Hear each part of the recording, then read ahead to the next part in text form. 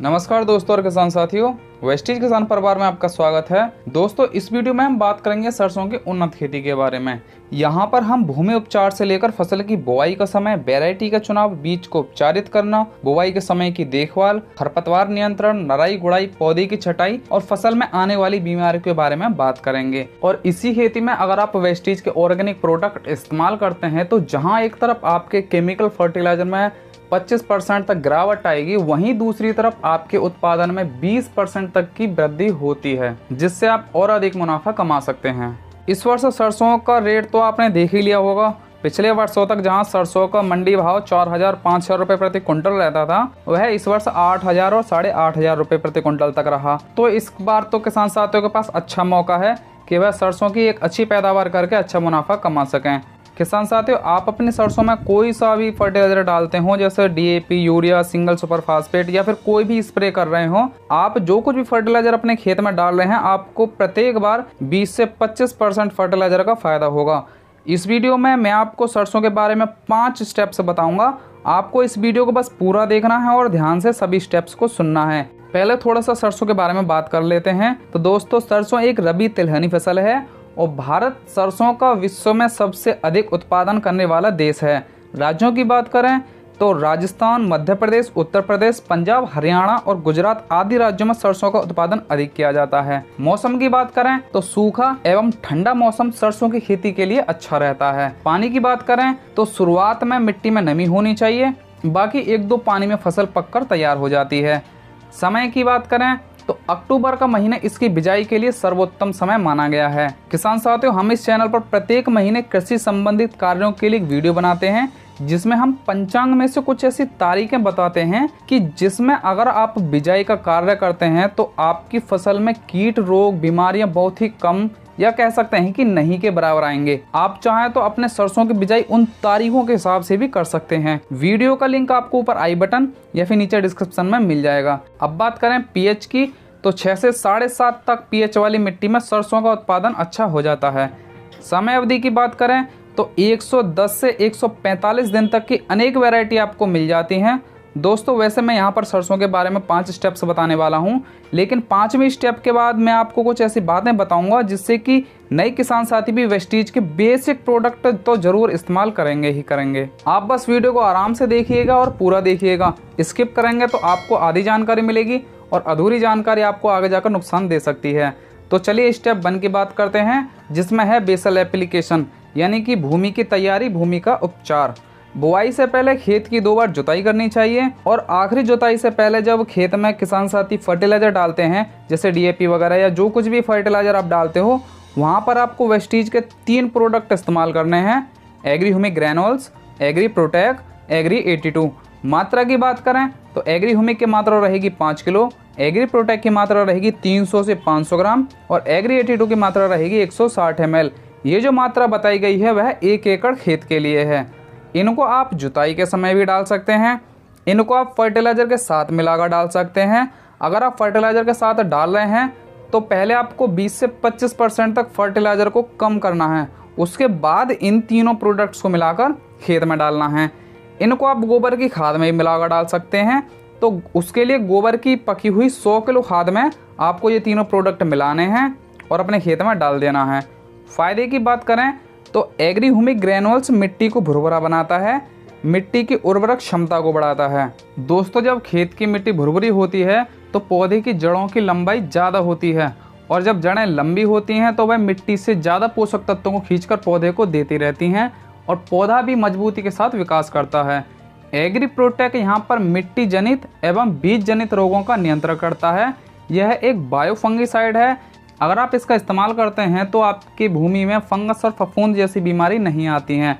तो इससे हो गया आपका भूमि उपचार। एग्री 82 एक बायो एक्टिवेटर है। इसको जिस भी प्रोडक्ट के साथ मिलाते हैं वह उसकी कार्य क्षमता को बढ़ा देता है, चाहे वह केमिकल प्रोडक्ट हो या जैविक प्रोडक्ट हो। साथ ही साथ यह मिट्टी में काफी समय तक नमी को बनाए रखता है। इसके सभी फायदे जानने के लिए आपको डिस्क्रिप्शन में इसका वीडियो लिंक मिल जाएगा। बात करते हैं बुआई के लिए सही समय की, तो सितंबर में की गई बुआई अगेती होती है। इसमें किसानों को ज्यादा बीज बोना पड़ता है और अक्टूबर में की गई बुआई सबसे अच्छी मानी गई है। और अगर आप अक्टूबर में सरसों की बुआई कृषि पंचांग के हिसाब से करते हैं तो आपको बहुत अच्छा रिजल्ट मिल सकता है। अक्टूबर कृषि पंचांग की वीडियो लिंक भी आपको नीचे डिस्क्रिप्शन में मिल जाएगा। और नवंबर में की गई बिजाई पछेती होती है। किसान साथी, जब आप सरसों की देर से बुआई करते हैं तो उसमें माहू, आरा मक्खी, बालदार सुड़ी आदि कीट रोग जरूर आते हैं। बुआई के समय देखभाल की बात करें तो बुआई के समय आपकी मिट्टी में नमी होनी चाहिए और तापमान 32 डिग्री सेल्सियस से कम होना चाहिए। बुआई यदि शाम के समय की जाए तो बहुत ही अच्छा रहता है, क्योंकि बीज को शुरुआती 12 से 14 घंटे तक नमी मिलती है, जिससे बीज को अंकुरित होने में सहायता मिलती है। अब करते हैं बीज की वैरायटी का चुनाव। किसान साथियों, बीज को हमेशा भरोसेमंद बीज भंडार से ही खरीदें और बीज हमेशा अच्छी वैरायटी का और सर्टिफाइड ही खरीदें। बीज का चुनाव हमेशा अपने क्षेत्र, जलवायु और अगेती, पछेती और समय के हिसाब से ही खरीदें। YouTube पर दूसरे राज्यों की बीज वैरायटी देखकर कभी भी बीजों का चुनाव ना करें। अगेती, पिछेती और समय के हिसाब से बीजों का चयन करना चाहिए। एक ही वैरायटी को सभी मौसम में इस्तेमाल नहीं करना चाहिए, क्योंकि सभी राज्यों में अलग अलग वैरायटी का उत्पादन किया जाता है। अब आता है स्टेप 2। यह वाली स्टेप बहुत ही जरूरी है और इसका नाम है सीड ट्रीटमेंट, बीज उपचार या बीज शोधन। इसमें आपको 2 प्रोडक्ट इस्तेमाल करने हैं, एग्री ह्यूमिक और एग्री प्रोटेक। मात्रा की बात करें तो 5 ml एग्री ह्यूमिक और 5 ग्राम एग्री प्रोटेक। यह मात्रा 1 किलो बीज के लिए है। फायदे की बात करें तो इससे बीजों का अंकुरण अच्छा होता है और अधिक से अधिक बीज अंकुरित होते हैं। बीजों के जल्दी अंकुरित होने के बाद पौधे की जड़ें अच्छी तरह विकसित होती हैं। बीज मिट्टी जनित और बीज फफूंद जनित रोगों से बचा रहता है। और अगर आप बीज उपचार नहीं करते हैं तो आपको क्या क्या नुकसान होता है। सरसों का बीज उपचार ना करने पर आगे चलकर फसल में निम्नलिखित बीमारियां आ सकती हैं, जैसे अल्टरनेरिया पत्ती धब्बा। इस रोग में पत्तियां तथा फलियों पर गहरे कत्थई रंग के धब्बे बनते हैं, जो गोल छल्लेदार रूप में पत्तियों पर स्पष्ट दिखाई देते हैं और तेजी से फैलने के साथ साथ ये धब्बे आपस में जुड़ जाते हैं, जिससे पत्ती झुलस जाती है। इसे आम भाषा में झुलसा रोग भी कहते हैं। दूसरी जो बीमारी है वो आती है सफेद गेरुई। इस रोग में पत्तियों की निचली सतह पर सफेद फफोले बनते हैं, जिससे पत्तियां पीली होकर सूखने लगती हैं। फूल आने के समय में फूल बहुत कम आते हैं या फिर झड़कर गिर जाते हैं, जिससे फली जो है ठीक तरीके से नहीं बन पाती है। तीसरा है तुलासिता रोग। इस रोग में पुरानी पत्तियों की ऊपरी सतह पर छोटे छोटे धब्बे और पत्तियों की निचली सतह पर इन धब्बों के नीचे रोएदार फफूंदी उगाती है। धीरे धीरे पूरी पत्ती पीली हो जाती है और सूख जाती है। तो ये वाले मुख्य रोग आपकी फसल में बीज उपचार ना करने की वजह से आ सकते हैं। अब बीज उपचार करना कैसे है, क्या विधि है उसकी? तो उसके लिए किसी बर्तन में आपको 1 किलो सरसों के बीज लेकर उसमें 5 ml एग्री ह्यूमिक मिलाना है और 5 ग्राम एग्री प्रोटेक मिलाना है। और उसके बाद इसको हाथ से इस तरह मिलाना है कि प्रत्येक बीज पर ये दोनों दवाएं चिपक जाएं। और अब इन बीजों को छाया में 20 से 25 मिनट के लिए या आधा घंटे के लिए सुखाने रख दीजिए। उसके बाद आप खेत में बिजाई कर सकते हैं। एक बात का ध्यान रखना है, इन्हें जल्दी जल्दी के चक्कर में धूप में बिल्कुल मत सुखाइएगा। अब बात करते हैं बुआई के बाद की देखभाल। पहला आता है छटाई। किसान साथियों, सरसों की अच्छी पैदावार लेने के लिए आपको घने पौधों को उखाड़ देना चाहिए। बुआई से तकरीबन 15-20 दिन बाद आप अपने खेत में जाइए और उसमें से आपको जो कमजोर पौधे दिखाई देते हैं उनको उखाड़कर खेत से बाहर कर दीजिए। जब आप खेत से कमजोर पौधों की छटाई कर देते हैं तो आपको हालांकि पौधे कम दिखाई देंगे खेत में, लेकिन प्रत्येक पौधे का विकास अच्छा होता है और शाखाएं ज्यादा निकलती हैं और फलियां भी अधिक लगती हैं। अगला आता है नराई गुड़ाई। किसान साथियों, आप अपने सरसों की खेती में खरपतवार नाशक दवाओं का बहुत ही कम इस्तेमाल करें या फिर ना के बराबर करें, क्योंकि इनमें क्या है, बहुत सारे केमिकल होते हैं जो कि आगे जाकर आपकी मिट्टी को नुकसान पहुंचाते हैं। इसकी जगह आप खुरपी से नराई गुड़ाई करवाइए और पहला पानी लगाने से पहले ही आपको नराई गुड़ाई करा देनी चाहिए। अब आता है स्टेप 3। इसमें आपको बुआई के 20 से 30 दिन बाद एक स्प्रे करना है और इसमें 3 प्रोडक्ट रहेंगे। पहला प्रोडक्ट है एग्री ह्यूमिक, दूसरा है एग्री गोल्ड और तीसरा है एग्री 82। मात्रा की बात करें तो 30 ml एग्री ह्यूमिक, 20 ग्राम एग्री गोल्ड और 10 ml एग्री 82। इन तीनों प्रोडक्ट को आपको 15 लीटर की टंकी में मिलाना है, जिससे आप स्प्रे करेंगे और फसल में नराई गुड़ाई के बाद आप ये वाला स्प्रे कर सकते हैं। फायदे की बात करें तो इससे फसल को न्यूट्रिएंट उपलब्धता में सुधार होता है और मिट्टी में पौधे की जड़ें लंबी होती हैं, जिससे वे ज्यादा से ज्यादा पोषक तत्वों को मिट्टी से खींच सकती हैं। ये वाला स्प्रे पौधे की सहन शक्ति को बढ़ाता है, जिससे पौधा जैविक और अजैविक तनाव से बच जाता है। अब आप कहोगे कि जैविक और अजैविक तनाव क्या होता है? जैविक यानी जीवों द्वारा यानी कीट रोग बीमारियों से जो पौधे की कमजोरी आती है तो वह होती है जैविक। अजैविक मतलब मौसम की वजह से, जैसे बारिश, पाला या कह सकते हैं कि मौसमी बदलाव, इन सब की वजह से जो पौधे को परेशानी होती है, जो कमजोरी आती है, उसे कहते हैं अजैविक। तो अगर आप ये वाला स्प्रे करते हैं तो पौधा जैविक और अजैविक तनाव से बचा रहेगा। अगला फायदा है कि इस वाले स्प्रे को करने से सरसों का जो पौधा है उसका तना मजबूत होता है, जिससे आगे जाकर पौधा मजबूती से खड़ा रहता है। इसके बाद आप अपने खेत की कंडीशन के हिसाब से खेत में पानी लगा सकते हैं। अब आता है स्टेप 4। इसमें आपको सरसों की फ्लावरिंग स्टेज से पहले एक स्प्रे करना होता है। दोस्तों, सरसों की खेती में अलग अलग वैरायटी में फूल अलग अलग समय पर आते हैं। किसी में 40 दिन पर, किसी में 50 दिन पर और किसी में आते हैं 60 दिन पर। आपको अपनी वैरायटी के हिसाब से ये वाला स्प्रे करना है और फूल आने से पहले करना है। इसमें 3 प्रोडक्ट रहेंगे, एग्री प्रोटेक्ट, एग्री मॉस और एग्री 82। मात्रा की बात करें तो एग्री प्रोटेक्ट रहेगा 30 ग्राम, एग्री मॉस की मात्रा रहेगी 20 ml और एग्री 82 की मात्रा रहेगी 10 ml। ये मात्रा 15 लीटर की स्प्रे टंकी की है। एग्री प्रोटेक्ट लिया है यहाँ पर फंगस और फफूंद जैसी बीमारी फसल में ना आए, क्योंकि क्या होता है जब फसल में फूल आते हैं उसी समय उसमें मित्र कीट और शत्रु कीट भी आना शुरू होते हैं और उसी समय मधुमक्खियां भी आना शुरू होती हैं। अब अगर ऐसे में मित्र कीट कोई ऐसी फसल से होकर आपके खेत में आते हैं जिसमें ऑलरेडी फंगस की समस्या थी, तो संभावना है कि वह बीमारी भी आपके खेत में आ जाए। तो उसके लिए आपको इस्तेमाल करना है एग्री प्रोटेक्ट। एग्री मॉस लिया है कि फसल में फूल संबंधित कोई भी समस्या ना आए।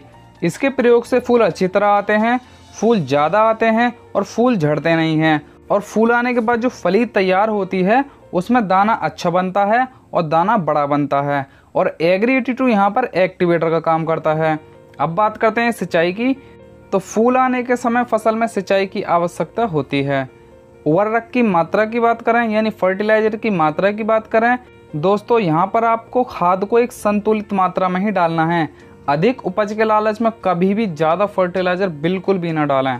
अब अगर स्टेप 4 वाली स्प्रे आप नहीं करना चाहते तो फिर वीडियो के लास्ट में मैं आपको कम से कम प्रोडक्ट की जानकारी भी दूंगा। आगे बढ़ते हैं स्टेप 5 पर। दोस्तों, अब अगर यहाँ तक आते आते आपने इस चैनल को अभी तक सब्सक्राइब नहीं किया है तो फिर आगे आने वाली नई वीडियो का नोटिफिकेशन पाने के लिए आप इस चैनल को सब्सक्राइब कर सकते हैं और बेल आइकन पर क्लिक कर सकते हैं। बढ़ते हैं स्टेप 5 की तरफ। तो स्टेप 5 में आपको बस एक लास्ट स्प्रे और करना है और ये स्प्रे होता है जब आपकी फसल में फूल पूरी तरह से दिखने लग जाते हैं, यानी जब फ्लावरिंग शुरू हुई है उसके 20 से 25 दिन बाद। ये वाली स्प्रे आपको इसलिए कराई जा रही है कि आपने देखा होगा कि जब सरसों की फली में दाना बनना शुरू होता है तो उस समय अगर मिट्टी में नमी ना रहे या फिर अगर पानी समय से ना मिले या फिर मौसम खराब हो जाए तो इनकी वजह से बीज का साइज जो है अच्छा नहीं बन पाता है। या फिर हो सकता है कि आपको अपनी फसल में कुछ कमजोरी दिखाई दे रही है और अभी तक आपने कोई भी वेस्टेज प्रोडक्ट को इस्तेमाल नहीं किया है, तो भी आप इस वाली कंडीशन में यह स्प्रे कर सकते हैं। तो यहाँ पर आपको 3 प्रोडक्ट लेने हैं, एग्री नैनोटेक, एग्री मॉस और एग्री 82। मात्रा की बात करें तो एग्री नैनोटेक की मात्रा रहेगी 30 ग्राम, एग्री मॉस की 20 ml और एग्री 82 की रहेगी 10 ml। ये मात्रा 15 लीटर स्प्रे टंकी के हिसाब से बताई गई है। फायदे की बात करें, इस वाली स्प्रे में एग्री नैनोटेक की अहम भूमिका है। इसके प्रयोग से बीज की क्वालिटी अच्छी बनती है और दाने में चमक आती है और बीज का साइज भी अच्छा बनता है। इसके साथ ही साथ बीज के अंदर तेल की मात्रा भी बढ़ जाती है। नॉर्मली जो तेल का परसेंट होता है वह 37%, 38%, 40%, 42%, 43%, 44%, इस तरह अलग अलग की वैरायटी में अलग अलग तेल की मात्रा निकलती है। चलिए, ये तो हो गया सरसों की खेती में वेस्टीज के एग्री प्रोडक्ट्स का प्रयोग। अब बात करते हैं कि नए किसान साथी जो कि पहली बार वेस्टीज के प्रोडक्ट इस्तेमाल करेंगे तो उनके लिए तो वे सबसे पहले स्टेप 1 में बेसल एप्लीकेशन जो कि 1 एकड़ के लिए है, उसमें agri humic granules, agri 82 plus fertilizer को इस्तेमाल करेंगे। और फर्टिलाइजर को पहले आपको 25% कम करना है। स्टेप 2 में जहां पर सीड ट्रीटमेंट है, बीज उपचार होना है, वहां पर केवल आप एग्री ह्यूमिक से सीड ट्रीटमेंट कर सकते हैं जो कि इसकी ग्रोथ पर काम करेगा। स्टेप 3 में आपको 25 से 30 दिन बाद यानी बिजाई से 25 से 30 दिन बाद आपको एक स्प्रे करनी है जिसमें एग्री 82 और एग्री ह्यूमिक का आप स्प्रे करेंगे। स्टेप 4 में आपको जो फ्लावरिंग स्टेज के पहले की स्टेज है वहां पर आपको एग्री मॉस प्लस एग्री 82 का स्प्रे करना है। दोस्तों, अगर आप ये वाली वीडियो पहली बार